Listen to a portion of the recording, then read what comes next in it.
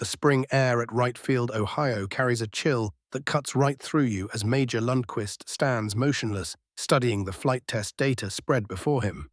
The numbers jump off the page with an urgency he can't ignore. This captured FW-190 EB-104 holds intelligence that could protect thousands of American airmen. But first, he needs to convince the brass that what these figures really mean. For the past 2 years, this German fighter has been a nightmare for Allied pilots battling over Europe. RAF squadrons kept reporting something strange in the skies, a radial engine beast that simply outclassed their Spitfires in almost every way except turning ability. The speed advantage alone was staggering. 60 miles per hour faster. The roll performance was devastating, 150 degrees per second, and those 4 20mm cannons. One burst could tear apart an entire flying fortress. American test pilots came to this captured machine with careful, methodical precision, instruments in hand. Lundquist himself strapped in, ready to learn what German engineering had really achieved. That first flight seemed to confirm everything the reports suggested. The roll performance proved outstanding. Ground handling felt smooth and responsive. The firepower was genuinely impressive. Then they pushed the throttle past 400 miles per hour. The elevator forces suddenly spiked hard, crushing levels of pressure. The whole machine started shuddering with violent vibrations. Flying became a desperate struggle against physics itself. This legendary German fighter that had ruled the European skies wasn't just battling the Allies anymore. It was fighting against its own pilots. Meanwhile, across the Atlantic months earlier, an R-70 RAF Merlin engine coughed and sputtered twice before finally catching. The familiar rumble echoed across the tarmac at RAF Pembury in Wales. Flight Lieutenant Derek Ward pulled his goggles into place and began taxiing toward the runway.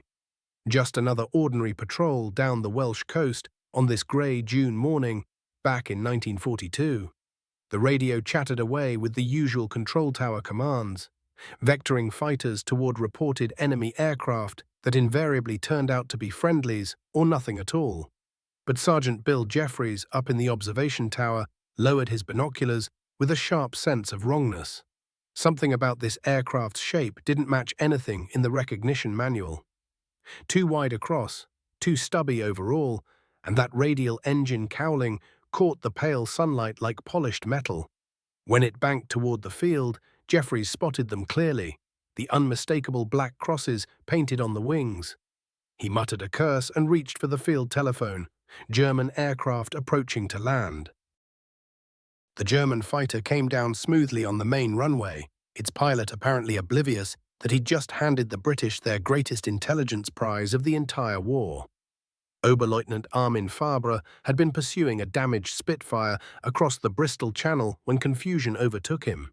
The Welsh coast seemed to look almost exactly like the French coastline when you viewed it from altitude. And during a hot engagement, even experienced pilots made navigation mistakes.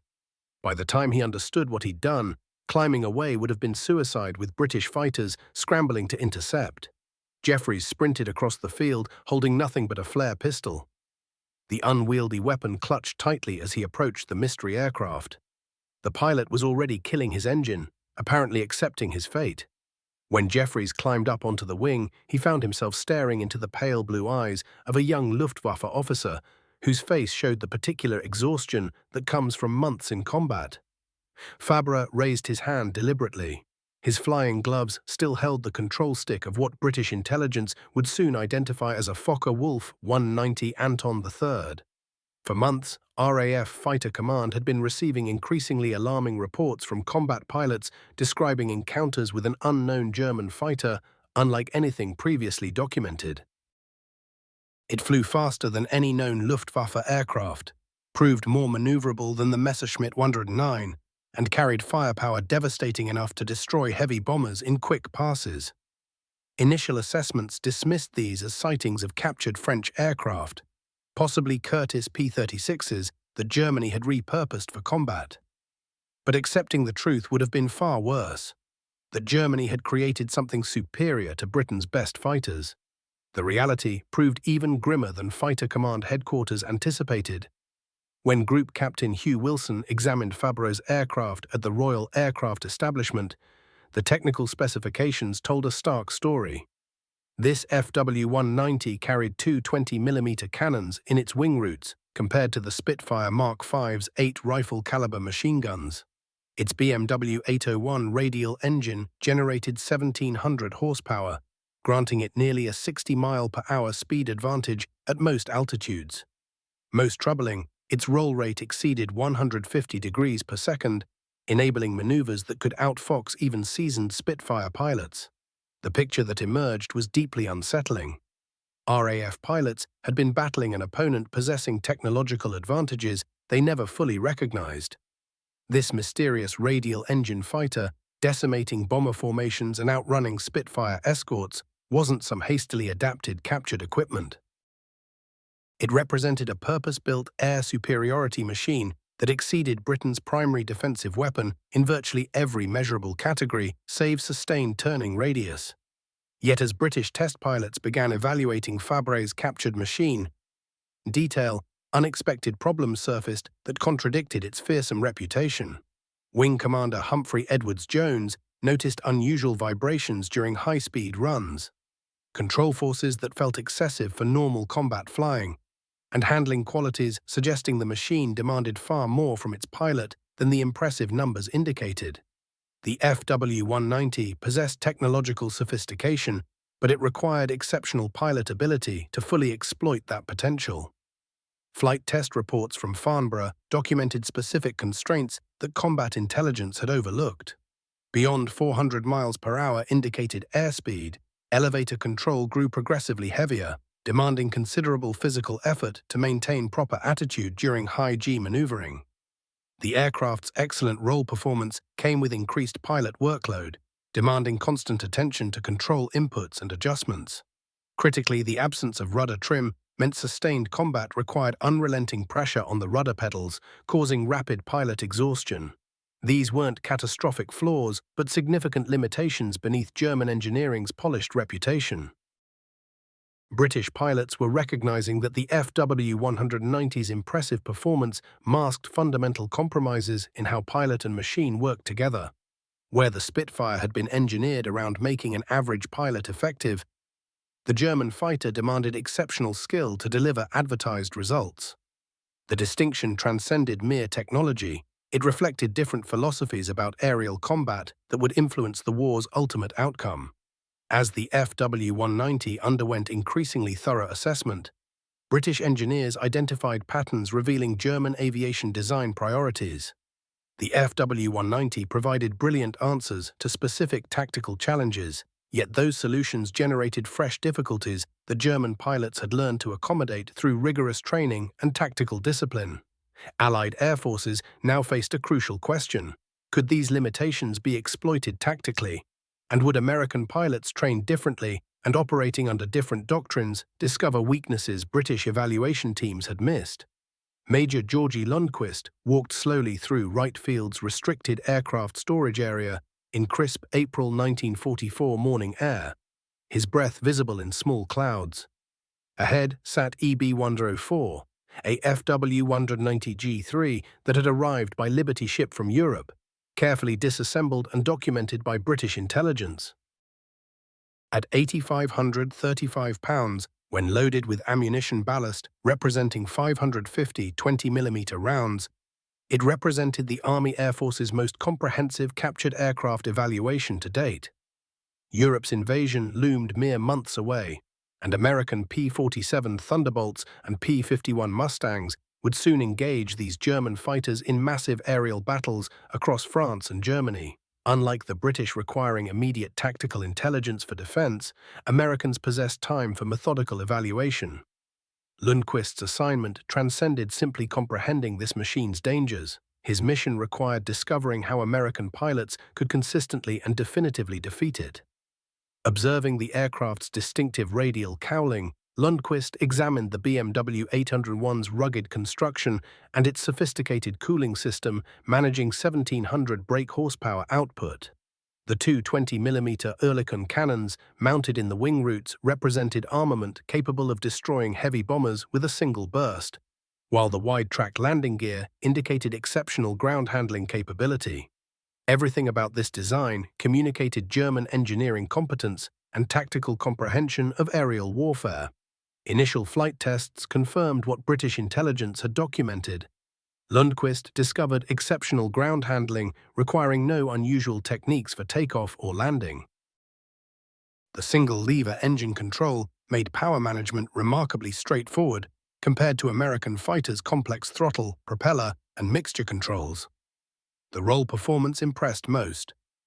At 250 miles per hour, the FW-190 achieved 150 degree per second roll rates, substantially exceeding the P-47's 90 to 100 degrees per second. However, as Lundquist conducted increasingly demanding test profiles, the German fighter began exposing characteristics combat reports hadn't fully captured. Above 400 miles per hour indicated airspeed, elevator control became progressively severe, requiring significant strength to maintain proper attitudes during high-G maneuvering.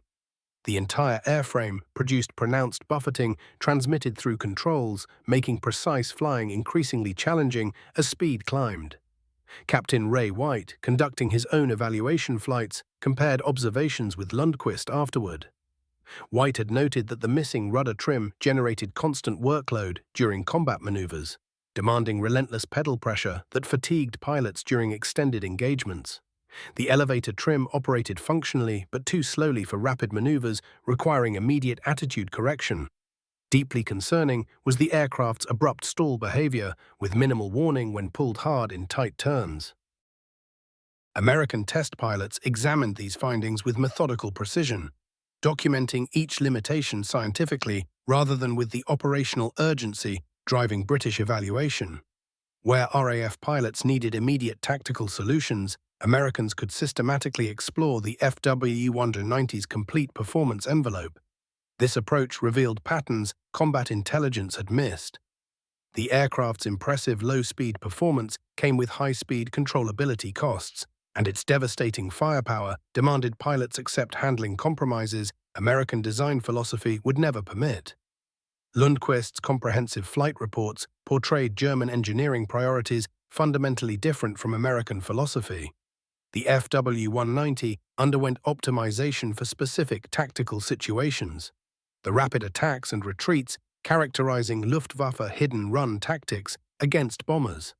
Its exceptional roll rate and powerful armament proved deadly in brief encounters. Though sustained combat exposed limitations, German pilots had learned managing through superior training and tactical proficiency. The contrast became most obvious evaluating the aircraft's turning capacity. While the FW-190 could outturn a P-47 at low speeds, its turn radius remained poor against more conventional designs. The banked turning position offered some advantage, but insufficient to overcome fundamental compromises between straight-line performance and sustained turning capability. German pilots had mastered exploiting aircraft strengths while avoiding prolonged turning engagements. A tactical adaptation American intelligence was only starting understanding. As spring transformed to summer and D-Day approached, the Wright Field Evaluation Program expanded, incorporating multiple captured examples. Each aircraft communicated the same story. Impressive individual capabilities, coupled with systematic limitations, German training doctrine had adapted to rather than resolved. Americans were discovering the fearsome FW-190 wasn't merely a superior fighter. It represented different aerial combat philosophy expressed through aluminum and steel. The implications extended far beyond single aircraft performance. German design priorities reflected strategic assumptions about aerial warfare. Americans were starting reconsidering. While German engineers had optimized for pilot skill and tactical brilliance, American manufacturers were learning to build aircraft making ordinary pilots effective through superior ergonomics and handling. The FW-190 demanded exceptional pilots to achieve advertised performance, while American fighters were engineered amplifying pilot capabilities rather than testing their limits. This philosophical distinction would ultimately matter more than any technical specification. As Lundquist prepared his reports for transmission to European theater commanders, he documented not simply the FW-190's strengths and vulnerabilities, but fundamental assumptions determining which aerial warfare approach would ultimately triumph over Nazi Germany's skies. A freight train pulled into right field on a foggy October morning in 1944, carrying what intelligence officers labeled the European war's most valuable cargo. Fe-121, a Focke-Wulf 190 D9 captured during Operation Bodenplatte, rolled from the flat car in immaculate condition. Unlike the battle-scarred G3 Lundquist had been evaluating, this Dora represented the absolute pinnacle of German piston-engine fighter development. The aircraft Luftwaffe propaganda proclaimed the world's finest fighter. First Lieutenant Charles A. Ross pulled up beside the D9 with a mindset honed by months of methodical investigation. American technical intelligence had become the gold standard in the Allied arsenal, and it showed in his approach. While the British pursued quick tactical solutions and the Soviets focused on rough operational capability, the Americans were after something different. They wanted every detail, every number, every limitation that this aircraft possessed. His work wasn't just about figuring out what made the D9 dangerous. He needed to find its breaking point. Where did this machine falter? What happened when pilots pushed it beyond its envelope? The external design suggested careful refinement rather than any radical departure from earlier models. That elongated nose contained the Junkers Jumo 213 engine, a powerhouse producing over 1,800 horsepower. The performance figures were staggering, matching and sometimes exceeding the vaunted Anton variants. The cockpit showed the hallmark German attention to detail, with controls arranged logically and visibility that impressed most evaluators. The only real blind spot came from the radial engine installation itself. Ground inspections confirmed what Ross already knew from intelligence reports. This was quality engineering. The same caliber that had caught American attention when earlier variants arrived through defection 2 years prior. His initial test flights validated the D9's fearsome reputation. Climb rates beat contemporary P-51 Mustangs below 25,000 feet. Maximum speed approached 430 mph at the right altitude. The armament was devastating. 13mm machine guns firing through the propeller, supplemented by 20mm cannons mounted in the wings. For trained German pilots, this represented the pinnacle of conventional fighter design. But something troubling emerged as Ross flew progressively demanding profiles. The same issues that had plagued earlier variants kept showing up.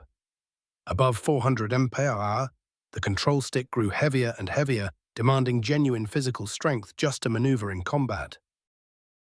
The buffeting in the elevator that test pilot Lundquist had documented in the G model appeared even more pronounced here, suggesting this wasn't an isolated problem with one aircraft or variant. It ran deeper than that. Captain White, now the Army Air Force's most seasoned captured aircraft pilot, took the controls for comparative flights against American fighters. The results were illuminating. The FW-19 dominated at lower speeds with its exceptional roll rate and climb, but high-speed maneuvering exposed critical weaknesses that American pilots could exploit. During mock combat above 325 mph, aileron response became sluggish and uncertain, while P-47 and P-51 pilots maintained full control. The engineering team analyzing the data found the answers they'd been looking for.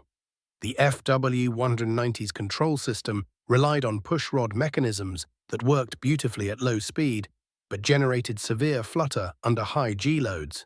The aileron buffeting traced back to wing design choices that had been optimized for roll performance at the expense of high-speed stability.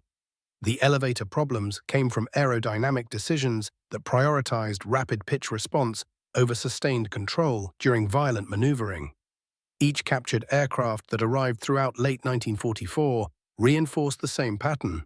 An Anton 8 from a downed Luftwaffe pilot showed identical limitations. An F-8 recovered from the Mediterranean confirmed the problems weren't limited to specific production batches. The FW-190's handling characteristics represented deliberate engineering choices, not manufacturing defects or battle damage. Ross started comparing American findings with intelligence from British and Soviet forces, discovering they'd identified similar limitations but approached them differently. RAF technical intelligence focused on exploitation, developing combat protocols that kept Spitfires and Hurricanes within their performance envelope relative to German fighters. Soviet evaluations proved more direct and brutal. Captured Dorus consistently lost mock dogfights against Lavochkin La-5 fighters when engagements extended beyond the initial attack. The tactical picture became clear as Ross compiled performance data across multiple examples.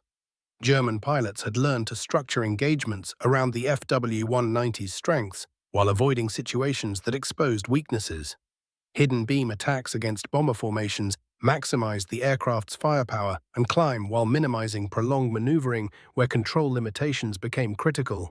Luftwaffe doctrine emphasized tactical discipline that kept pilots within their aircraft's optimal performance envelope. American pilots approaching the same machine with different training and preconceptions immediately recognized characteristics that German pilots had simply learned to accept. The absence of rudder trim struck Americans as a significant workload issue. German pilots considered constant rudder pressure part of normal technique. Slow elevator trim response seemed like a design flaw to Americans. German training emphasized anticipation that minimized the need for emergency inputs. This cultural difference in pilot-aircraft integration revealed broader strategic assumptions about air combat that would prove decisive in the final phases. German engineering had created fighters demanding exceptional pilots to achieve full potential, reflecting a military culture emphasizing elite performance. American design philosophy was evolving toward aircraft amplifying ordinary pilot capabilities through superior ergonomics and handling, reflecting industrial capacity to train larger numbers of competent aviators rather than relying on a smaller cadre of exceptional ones. As 1944 drew to a close and Allied air superiority became undeniable, Ross's documentation provided crucial intelligence for the final air battles over Germany. The fearsome fighter terrorizing Allied formations for 3 years wasn't invincible. It was simply optimized for a different kind of war than the one American industry could fight.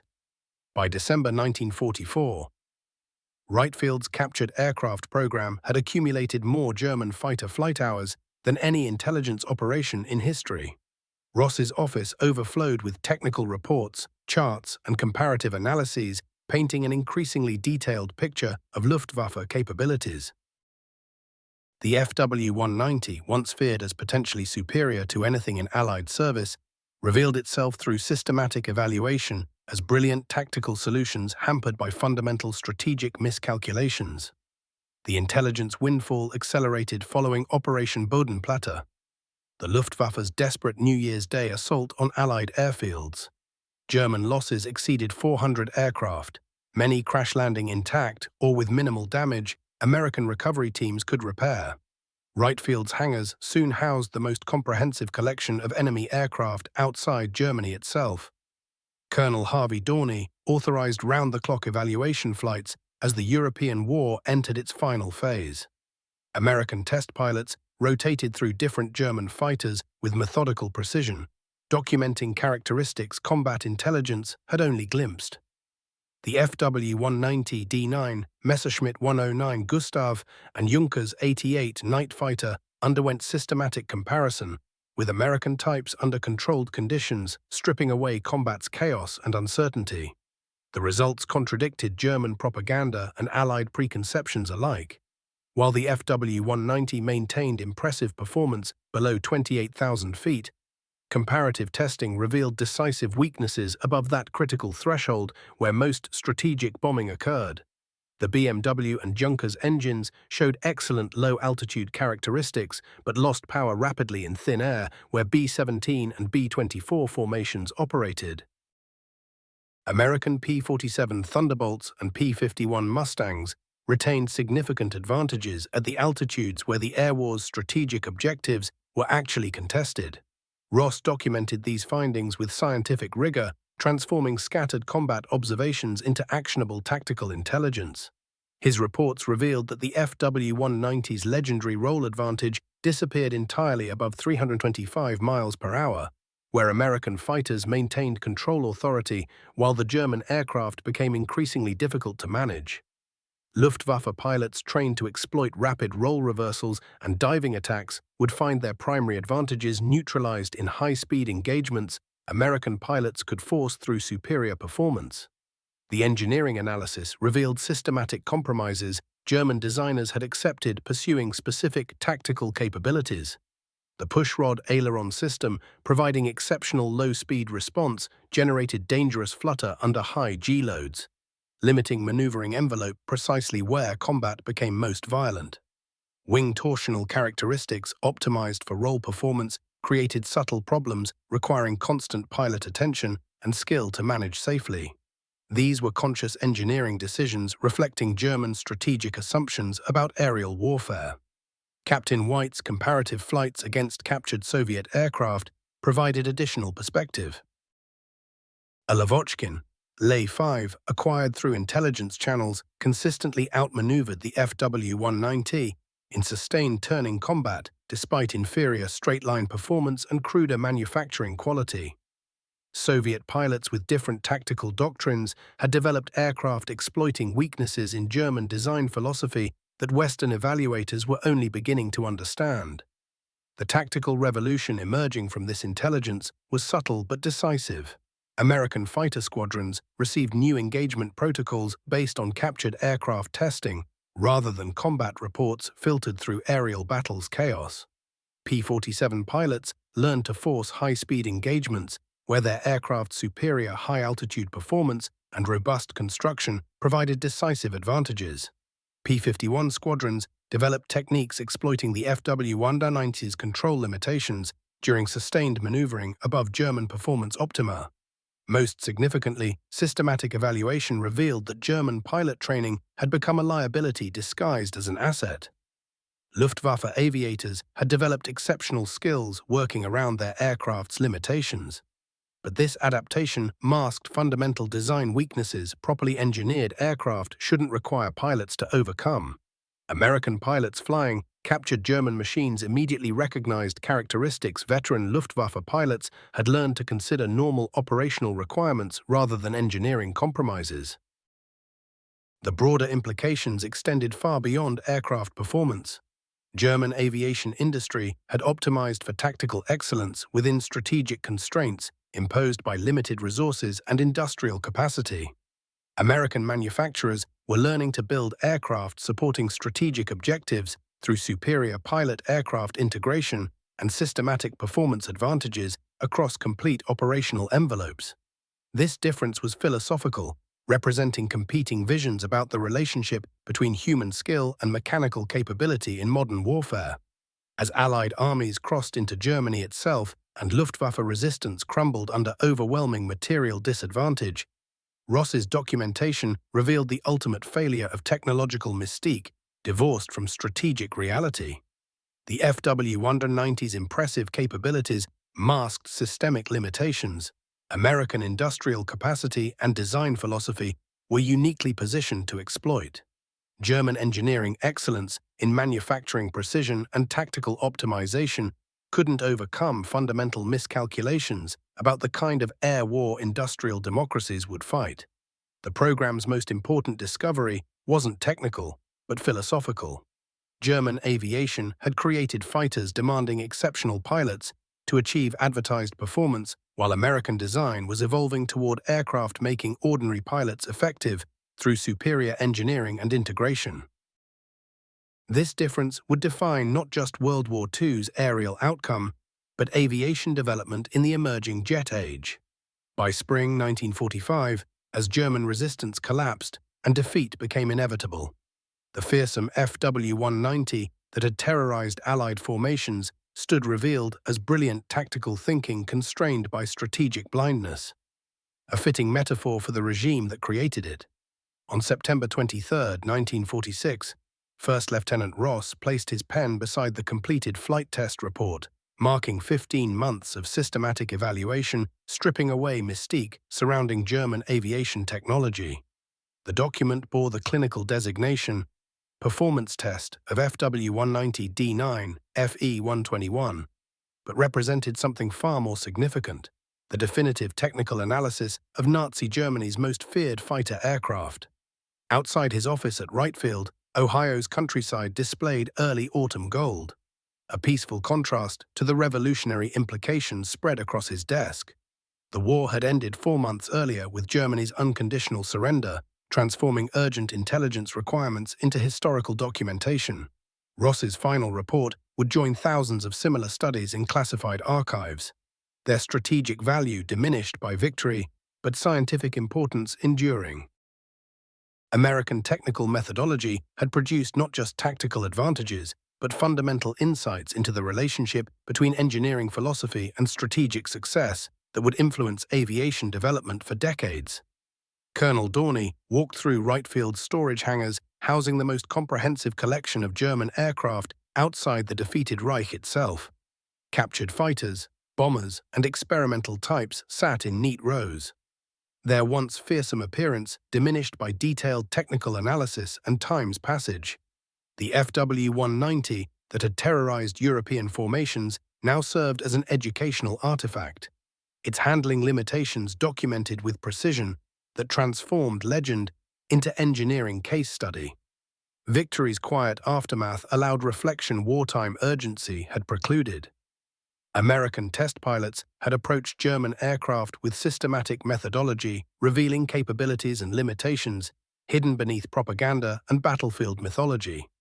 The FW-190's impressive individual performance had masked fundamental design compromises reflecting broader strategic miscalculations about industrial warfare's nature.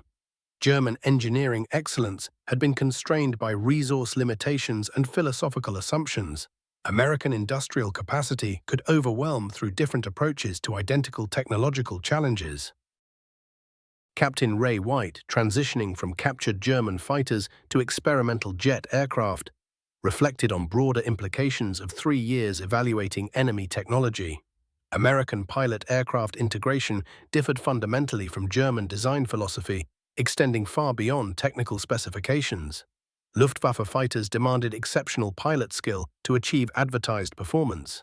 American manufacturers were learning to build aircraft amplifying ordinary pilot capabilities through superior ergonomics and characteristics designed around industrial training capacity, rather than elite requirements. The program's most significant discovery appeared not in technical specifications, but philosophical assumptions underlying different approaches to aerial warfare. German aviation industry had optimized individual weapon systems for tactical superiority within strategic constraints imposed by limited resources and manufacturing capacity. American design philosophy was evolving towards systematic integration of pilot training, aircraft performance, and industrial production, creating sustainable advantages across complete operational envelopes rather than tactical excellence in specific scenarios. Freeman Field received most captured German aircraft as the evaluation program wound down, transforming active intelligence assets into static displays for technical education and historical preservation. FW-190 variants undergoing exhaustive testing joined hundreds of other enemy aircraft types in long storage rows. Strategic importance diminished by victory, but educational value preserved for future aviation engineers and military planners facing different challenges requiring similar systematic analysis. Institutional knowledge from systematic enemy aircraft evaluation extended beyond individual performance characteristics to encompassing broader understanding of technological capabilities' relationship to strategic success. American pilots and engineers had learned that impressive individual weapon performance meant little without systematic integration of pilot training, tactical doctrine, and industrial capacity sustaining operational advantages over extended campaigns. The German approach of creating superior individual weapons, demanding exceptional operators, proved vulnerable to American strategies based on superior numbers of competently operated systems designed for ordinary pilot capabilities.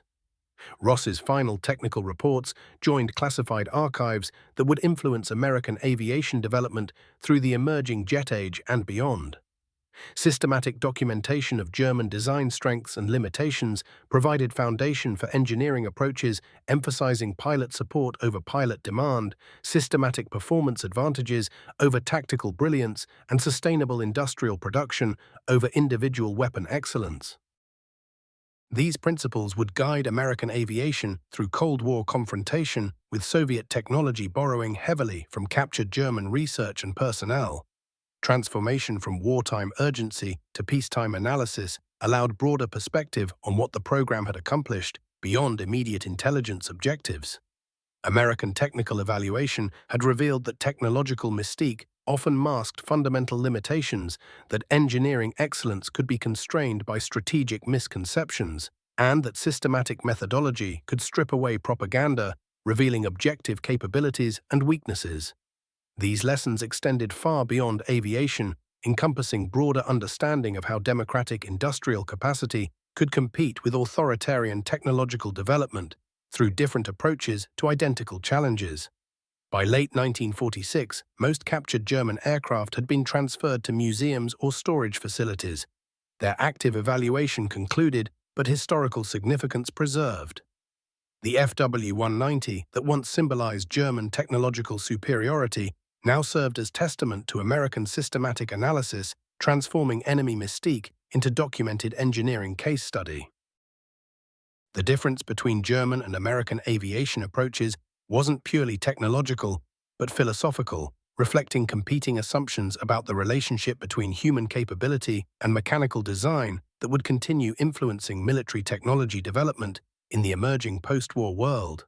Earned insight from 3 years of systematic enemy aircraft evaluation would guide American aviation through challenges requiring similar analytical rigor applied to different technological and strategic circumstances, ensuring lessons learned from dismantling German aviation mystique would continue informing decisions long after captured fighters themselves had been relegated to museums and storage facilities.